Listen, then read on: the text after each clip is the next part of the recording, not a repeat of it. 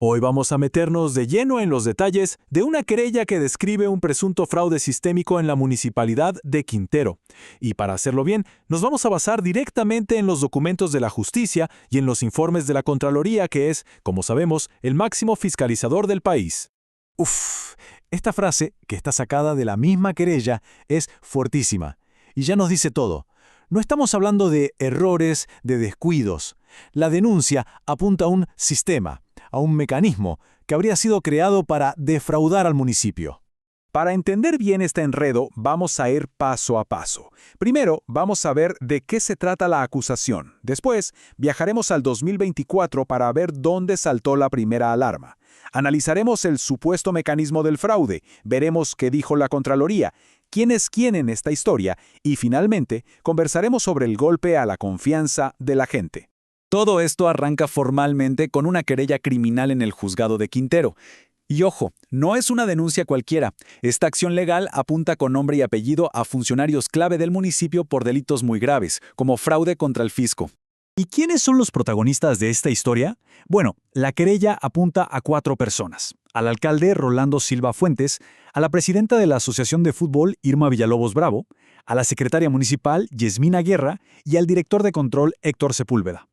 A cada uno se le asigna una pieza en este rompecabezas. Para entender cómo se llegó a este punto, tenemos que retroceder un poco, al año 2024.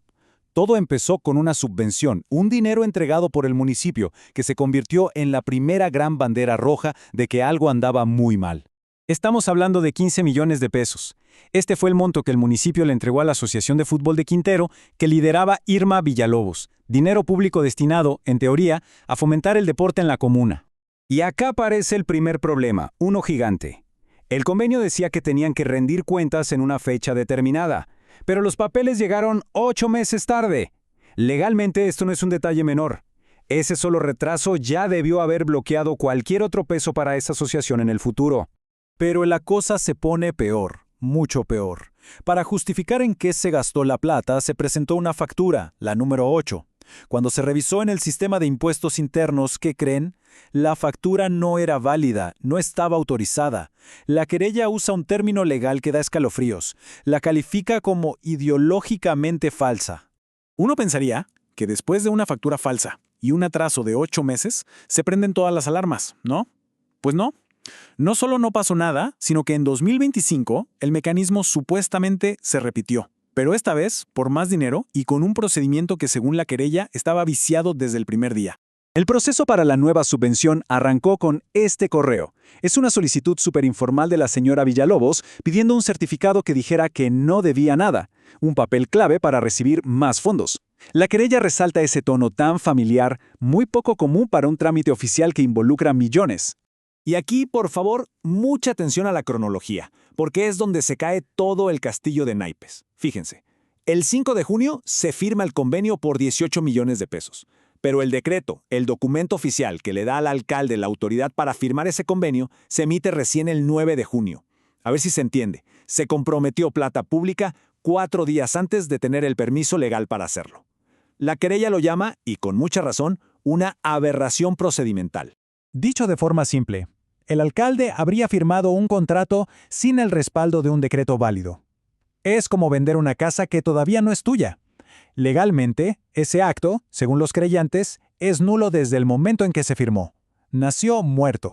Bueno, hasta aquí uno podría pensar que son solo acusaciones de una querella. Pero aquí es donde entra a la cancha un jugador de peso, la Contraloría General de la República. El organismo fiscalizador hizo su propia investigación y sus conclusiones, bueno, son demoledoras. Este es el sello de la Contraloría. Y cuando este organismo autónomo habla, su palabra tiene un peso técnico y oficial que es, bueno, es irrefutable. Su pega es, justamente, vigilar que la plata de todos se use bien. Y miren los resultados. La Contraloría básicamente confirmó las irregularidades más graves. Dijo, efectivamente, la factura número 8 no está autorizada por impuestos internos. Descubrió que una boleta del 2025 se había duplicado usando códigos clonados. Y corroboró el tremendo retraso de 8 meses. Le dio la razón técnica a la denuncia. Entonces, con los documentos sobre la mesa y con la confirmación de la Contraloría, la querella empieza a detallar los delitos y el rol que, presuntamente, jugó cada uno de los imputados en todo este esquema. Aquí se reparten las presuntas responsabilidades penales. Al alcalde se le acusa de fraude al fisco y abuso de poder.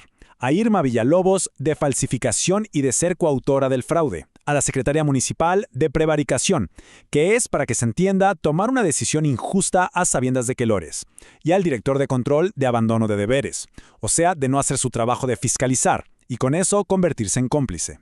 Para que dimensionemos la gravedad, el fraude al fisco es el delito central y se comete cuando un funcionario público, aprovechando su cargo, le causa una pérdida económica al Estado.